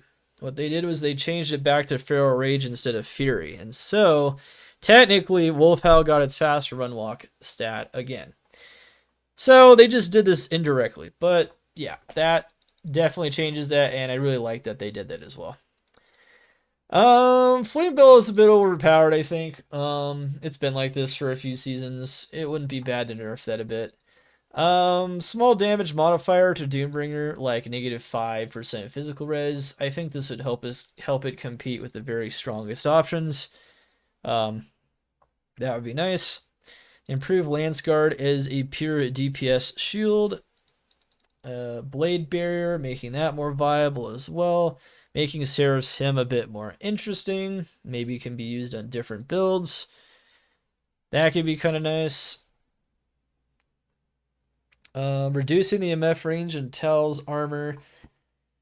And then I do think that the fact that these sets have had so much more dominance than the other sets in terms of their use on builds, maybe we should nerf Full Elders and Mavinas a tiny bit, but obviously still make it to where people want to use them. Is not a bad idea. I mean, they nerf Full Towels, right? I mean, there's no reason not to nerf these. These are used on some very broken build as well early game, just like Towels was, so. And people still use Full Towels, of course, but yeah, I think these two sets are maybe a bit too dominant in terms of just how strong they are. I mean, they're so powerful that it takes a lot to get rid of these sets because you need like some really absurd items to take these off. Whereas I think for every other set, it doesn't take quite that much. I might be wrong on this, but you know, it is what it is. Allow magic jewels to be rerolled like charms. It'd be cool to reroll those with P-gems. You can reroll rare jewels, of course, with perfect skulls, so that would be pretty cool. Yeah, I don't actually know. It actually might be possible you can already do this, because I know you can do this in charms, obviously, so maybe you can already do this, but yeah, I don't know. We might just want to take this off, because this might be irrelevant upon further thought, but yeah, I don't know. At any rate, if it's not already like that, it should be. I think that'd be cool. I think being able to re-roll their color would be neat too. Add an additional set ring to make picking up set rings more worthwhile. This is still a carryover. I think it'd be nice if there was just one other set ring that wasn't just BK set ring, so that there might be another really good one you can find, so you might actually want to pick them up. I think set Amis have the same problem too, with like only there being Towels Amis, so they might not see this as a problem, but making defensive aura skill GC is useful again. I had an idea there for how to do that with the elemental auras, but we'll see if they ever implement that. I think that would be pretty cool, because that's definitely one of the skill GCs that is pretty bad to find. Probably the most so. Because at least every other skill GC has some kind of use. At least for the most part. Alright, I am still promoting removing curse duration reduction from the game. It feels effective with 100%, but if it can't get 100%, it kind of feels bad. I just think it should just be curse resistance, honestly, and they should make all everything that has curse duration reduction have curse resistance. I think that's perfectly fine. I don't think having it in the game adds anything. I think currently the stat is in a weird place where people mostly don't want it because you can't become immune. And immunity was bad because then everyone wanted it. Like, there's just no middle ground that's possible for this stat, so just remove it and then have resistance instead and just have it be a different type of resistance. I think that's a good idea. Unique throwing axes and knives should get a special stat like negative physical res.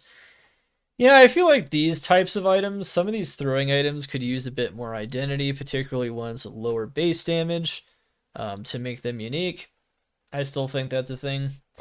Um, Armor, shield, glove, and belt crafts. Maybe have some other stat types on there would be pretty neat. I like that idea. Definitely a pretty cool one. I like that idea at least. All right, and then this one they made two half freeze durations equal to cannot be frozen, so I think that's probably enough. I had an idea to remove the effects of Holy Freeze, but I think they probably like Holy Freeze having that impact, so I'm just gonna remove it. It's not that important anyway. I think it's okay if Word Traps is unique in that way, because I think that's the only thing that makes Word Traps unique from like a crafted Bountiful boot, for instance, at this point. So I'm gonna remove that suggestion upon further thought. I think Light Radius increasing gold or auto pickup range would be really cool. And it would actually make Light Radius maybe a stat people might consider wanting if they want to gather more gold faster. Even without it being visible by the loot filter, that'd be really neat. Make vendor plus skill items not cost unreasonable amounts in the early game. So it's also possible to sell items for crazy amounts too in a lot of cases. There's some really weird gold cost things still going on with vendors. I think those can probably be addressed and improved. And as of this season's feedback, I no longer have any suggestions for mercenaries. I honestly think mercenaries, as they currently are in a really good place. I actually do. I think those are just really nice in general. So, yeah, cool, right? Very cool. Um, Actually, I think I'm just gonna remove this because, yeah, I think this is already possible. I don't know why I have this here. What the? I don't know. I wasn't thinking or something. If it's not possible, it's okay. Okay. All right, shrines. Gem shrines should upgrade 1 to 3 gems instead of 1. I definitely think this would make gem shrines a lot cooler. Um, Making single elemental resistant shrines increase the type of elemental damage. I also think those would make those cooler. You already have combat shrines, which increase attack rating and damage. So it'd be cool to increase damage as well as resistance on those. That'd be neat. Create a new shrine that just clears all curse or negative effects, like status, like poisoned, whatever, stunned. That'd be kind of cool. I think the fact that you can't remove any of those effects with a shrine like you can in the original game definitely makes a shrine like this a good idea. I mean, technically, there's already like a well, so wells kind of exist, but I mean, I don't know. Maybe you just need to make more wells on the map. It's kind of hard to say, but yeah, maybe the maps can use some wells. Maybe that's what we want to do. I don't know. Definitely not a terrible idea, I think, for sure. It's very good. All right, anyway, create a new shrine that drops 3 world stone shards. That'd be pretty cool, right? Just a cool shrine ideas, and then have a buff timer for shrines. So these are practically unchanged since I've like I think since like season 7 or something. But I am still promoting these. I've probably removed one in season 8 as well, so they probably did something to those. Still some impressive things that they have changed with shrines. Like now, if you get one near other people, the whole party near the shrine gets it. I think that's insane. That's really good. There's still some more improvements I could see to those though. This has definitely been something touted as a possibility since the beginning of time in this mod, but it's still something that's on here. I think separating melee and caster slams for caster and melee weapons, you're gonna have to separate like how the game looks at those weapons for when you slam them, but and that'll have to go for like every single weapon type, but um yeah, I think this would be really cool though. If the I think most people are always sad when they get some useless.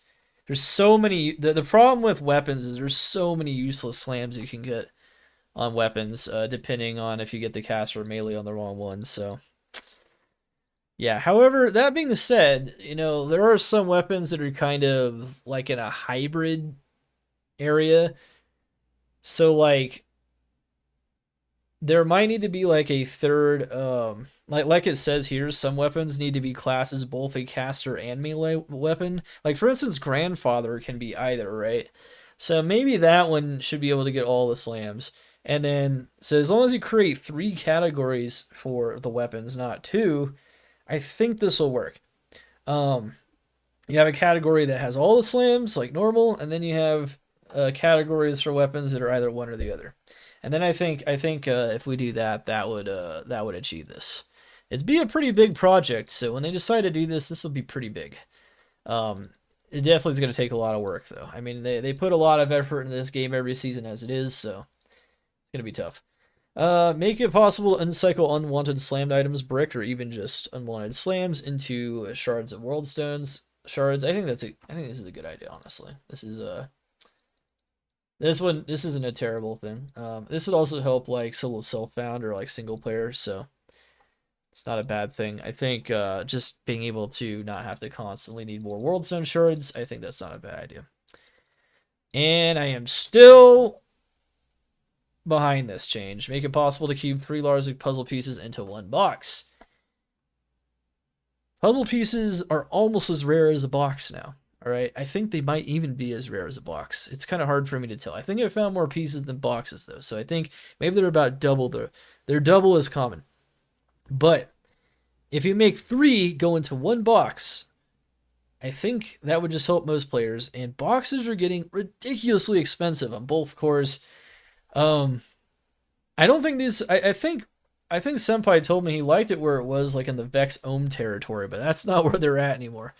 I think this would just be good. I think for players that don't want to use the pieces and don't want to focus on crafting, this just adds another potential use to the pieces. I'm still keeping it here. I still think it would improve the mods, so it's here. I am standing my ground on that one.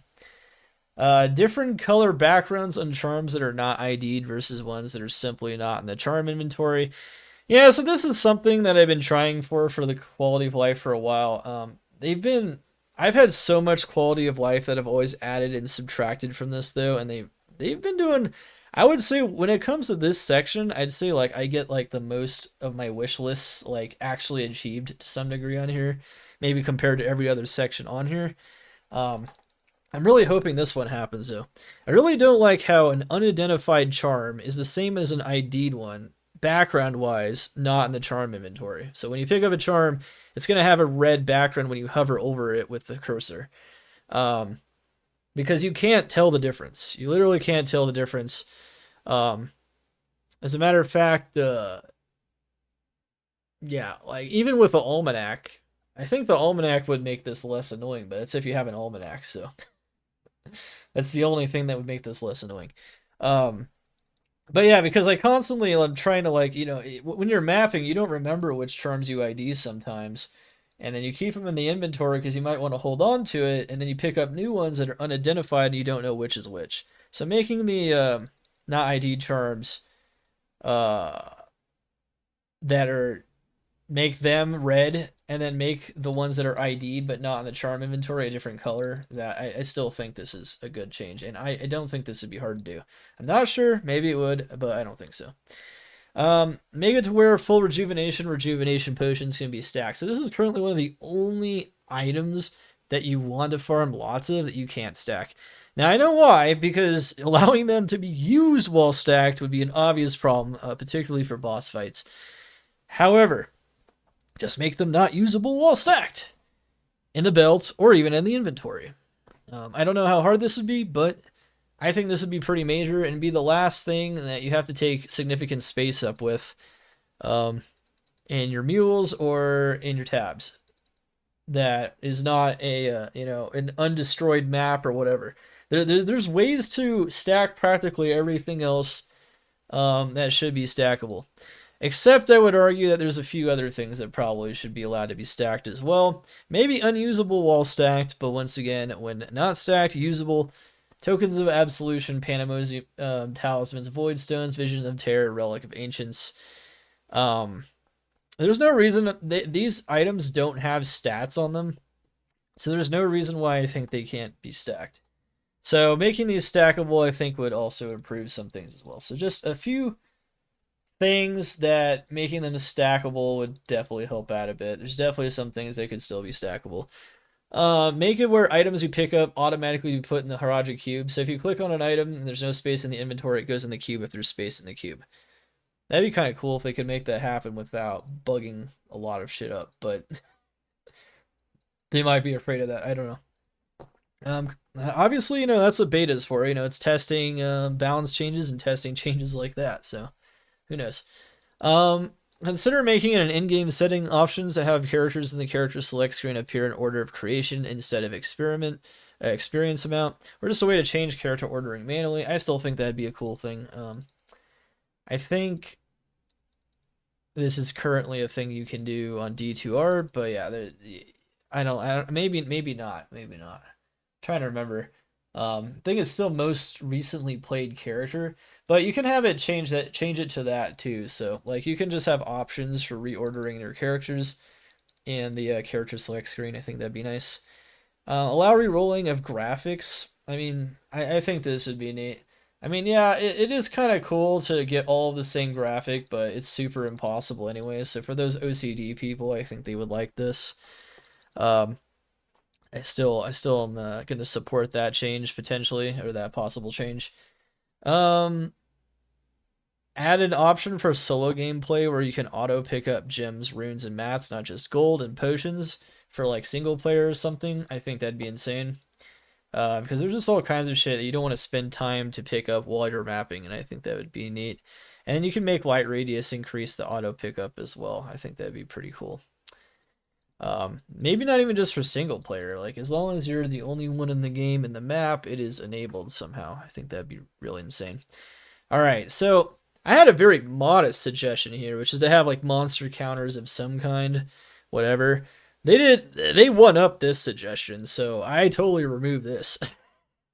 They made all kinds of like map and player data and character data that you can now pull up with the dot kills all. Yeah, all kinds of stuff. There's so many interesting commands that they created in season 9 for you to be able to pull up. So yeah, really cool stuff. There are monster counters that you can now do, and if you ever want to know how many were in a map, you can always subtract the two. So yeah, I'm pretty satisfied with that. Allow for separation of certain game noises and be able to turn them off. Yeah, I think this is people get really annoyed by certain sounds being played over and over again. Having this or being able to separate these in game would be pretty cool. I mean, on most modern games, this is a thing. So maybe this is something they could put in the D2GL maybe, because D2GL has all these advanced graphical things. Like maybe they could put this in there where they can separate types of sounds and you can decrease the volume for different kinds of sounds. Like most modern games, including remakes, tend to have different volume bars for different types of things. So I don't know. Maybe someone in the community or maybe the devs themselves might want to take a look at that, but I definitely think a lot of people would like that for sure. There's some items that are kind of just like antiquated or some things they can remove from the game. Further reduce gold costs for repairing superior items. Yeah, it's still pretty high. I would reduce it further. And Merc Aura and the Mercenary's Aura skill level would be huge to have in the Mercenary data sheet, and some other info as well, like Undead Demon damage. There's definitely some more info they can add in those sheets if they want, even though they've added some other things not too long ago. Created a okay, so these are some PvP suggestions that I've had since like season 5. They have not done any of these things. Probably because the PvP community has never been very big, but maybe some of these things might help to catalyze the PvP community a bit. I don't know. Kind of hard to say. Might need to make these things PvP a bit more interesting somehow. I don't know. These are possibilities. There's other possibilities that I have not thought of. All right, so these things are for the site. I no longer support increasing the trade limit. That might just increase the amount of junk you have to look for to find the items you want. Also, I think it might overload the site as it is, so I kind of just decreased it. If they ever want to increase this, because they can, but I don't think they have the capability to, so I just removed it because it will be nonsense that they can even do it. I definitely think they should combine exchanges somehow and make them searchable in the same area as normal trades. This is still not a thing. And then there's all this other quality of life stuff that I think they can add to the website that would be really cool. You can take a look at this stuff if you're interested in website improvements and the website devs. Hopefully they see some of these things because these are the things that I think would be the priority at this point. For making sure, particularly this one, the last one. There's still some really weird bugs that make you have to reload just to see messages or delete messages and other things. So, yeah, definitely some things there. By increasing the sprite limit, which they did this season, they pretty much removed that crash bug that would happen sometimes, and there was a lot of sprites on the screen, which is amazing. I haven't seen that crash bug, and I haven't crashed out of the game ever since they increased the sprite limit, which is in Season 9. So I don't even know if they have to do things like address this anymore, because they reduced a lot of the lag by doing this as well. The lag and the crashes. So that was a huge change. I don't think a lot of people realize how crazy of a change that was this season, but they also fixed this season too. So they fixed 2 bugs I actually had, or rather problems with the game I had in the bug section. I'm not addressing every bug here, just ones that I think are significant or classics. This one's kind of a meme that I even have this year. Holy Bolt dying, taking damage sound. They can leave this in the game if they want, but it's kind of weird.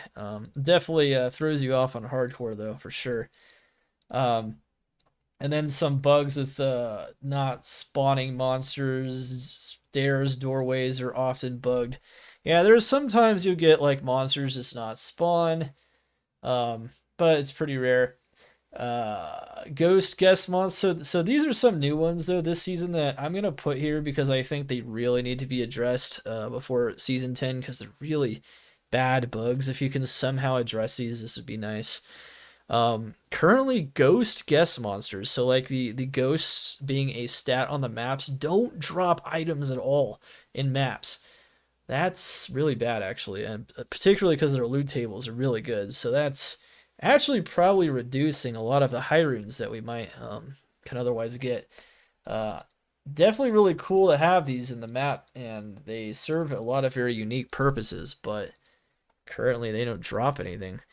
Whirlwind, Barbarian, Assassins, passing through monsters without dealing damage. Whirlwind has a couple of weird bugs. And now they fixed all the charge bugs. They might want to take a look at this one. And Strafe and how much Strafe desyncs. I don't know if there's a way to fix this, but Strafe is particularly feels bad to play oftentimes because of the desync. Yeah, so these are like really bad things with some skills and some other things. Also, I mean, what's already up there's also the Fists of Fire damage bug. I would say those are some of the biggest ones that I'd like to see fixed. There's obviously lots of bugs in the game at any one time, but these are the ones that I'm highlighting for being fixed because they are, yeah, they are particularly noticeable or annoying or something that's problematic that, like, there's all kinds of other small ones. I guess another one I can add is maybe maps, white maps, standards of heroes not stacking without re-entering game. Particularly from Uber Ancients, I've noticed. Yeah, this is another kind of annoying bug. I guess I'll put that in there. But yeah. Anyway, yeah, those are probably some of the most annoying things I've noticed from this season. That are still a problem 1 month into the season. And then finally, at the bottom, we have this. Now, this is some big stuff, so I don't really care about the width anymore. I mean, they did address the size of the boxes at one point, so I'm just going to remove that. The width of the loot filter. boxes for items. However, this was huge. This is something that I thought would have a very strong positive impact on the mod, and they did it. They addressed this feedback in season 9 perfectly. They addressed it exactly as I denoted here. No, this one was just fulfilled. This suggestion was 100% fulfilled this season. Then guess what? We're seeing positive, very positive impacts of this, where so many more players in both softcore and hardcore are getting 99 and attempting tier 2s, Rathma and declone. However, still not getting a ton of tier 2 Rathmas and declones, but that might be tied to the reason about the uber unique items, which I know above. However, a lot more 99s. This is big. I think a lot more people are seeing motivation and a special reward being tied to them. And I think it's actually helping out quite a bit with the longevity of a lot of people's seasons. So I think this was big, and I'm very glad they implemented this. Getting a aura that's not quite as cool as the top 3, but at least giving them an aura. That is big. So guess what? We get to remove it. I still have my suggestions for like a shadow boss where they like mimic your own skills, and basically it's a mirror of your character. Kind of like that Legend of Zelda fight. Where you fight a Shadow Link. It's kind of like that. I don't know how they would code this, but it would be really cool if that was like the next Uber boss they made somehow.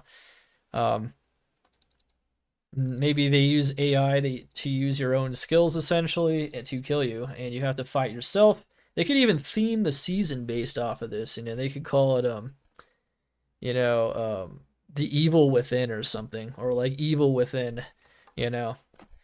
This is the Diablo within, man. The greatest Diablo, the greatest evil is that is within yourself, which you must purge. So you have to kill the evil. You got to kill your evil self. It's really cool thematically, I think, if they ever do this, and it's just a really cool idea. So that'd be neat. It's been a suggestion since like the beginning, but I think that's a really good idea for another Uber boss. If they ever want to create a very powerful boss where there's a special reward tied to it, that could be pretty neat. Maybe even its own Uber items, who knows? Could be interesting. And also I'm still promoting, of course, this idea where the D2R ladder is basically implemented, where instead of removing dead characters off the leaderboard, when you delete them so that you can get an extra space on your account, they retain their position on the leaderboard and they are denoted as dead. And also make it to where the first, second, and third positions, once you hit 99, are also retained, and they're not shuffled based on who got 99 most recently or died or whatever. I think that would the competitiveness of the leaderboards could definitely be improved there, and how they look would be improved. Would be pretty cool. They could definitely modernize that a bit still. And of course, this suggestion, which I've added something to it, but man, I am still so behind this, and I know so much of the community would be behind me on this, because everyone I talk to, people will even mention it just in passing all the time. Man, I really wish there was a solo self-found ladder on PD2. Even if it was just a mid-season event to re-engage the player base, I think this would be big. Like we've had crafting seasons, right? And those are really good. It's something that re-engages the player base because it's a way to play without uniques and sets, and then you really have to focus on that meticulous crafting and all that kind of stuff. But what if solo self-found was the way to re-engage the community? Or what if, as a test run, you do this for one season and you allow softcore and hardcore solo self-found ladders and just see how it plays out with how many people are playing those ladders versus all the rest of the game? I think this would be huge, honestly, and I think this would motivate a lot of people that just like to play alone anyway, don't like playing in groups, period. And it would be a lot more of a way to motivate them. Can get ladders for their level, of course, and obviously being denoted as hardcore, solo self-found, or whatever, as a separate category in the trade site, and everything else for your gear setup and everything would be pretty insane. I think it would definitely reinvigorate a lot of the player base, because a lot of the player base, let's face it, they really do like to play alone, and they do it anyway. Um, I think this would just further engage that player base. Let's be honest, Path of Exile is really good at engaging that portion of their player base, and they do the exact same thing. So let's do it. I don't think it would hurt the community that likes trading and likes to play with other people, which I think is most people, honestly. I really do think it's still most people. However, there is a significant portion that I think would be more engaged with this, and I'd really want to see it at some point. Also, a very cool idea for the 10th anniversary of the mod, just like this idea might be with the Shadow Boss, or um, reinvigorating Enigma. There's a bunch of ideas, or this idea with the Uber item shards. It would just make a really cool season 10, right? And then diversify dungeons. Some of those like bigger suggestions where I kind of go into them in detail, I think would be huge.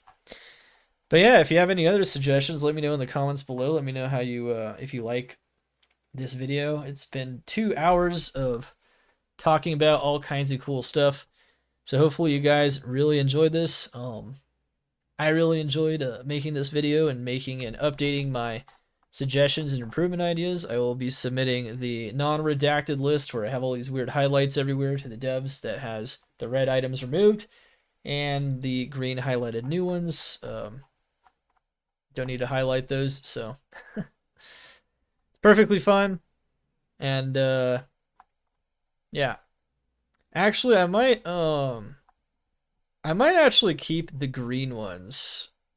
I might make, you know what? I might keep the green ones there because that will show people what I've added, and I'll remove all the red stuff. So green is the new stuff, and I might actually keep that and have that in the link below. Thinking about it, I think it might be useful for people to know what has changed and how this feedback list is different. Anyways, always shout out to the devs and the community that makes this mod the very best, and the PD2 community, which is the best Diablo community there is, and one of the best communities, period.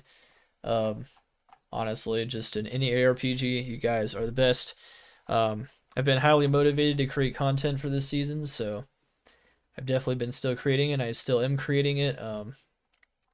So yeah, you can of course check out the rest of my content on this channel here and on Twitch, including all the build guides that I do, all the build showcases, and the slam sessions, and all the other crazy stuff we do. Obviously, the tier lists and everything else that we make sure to improve every season.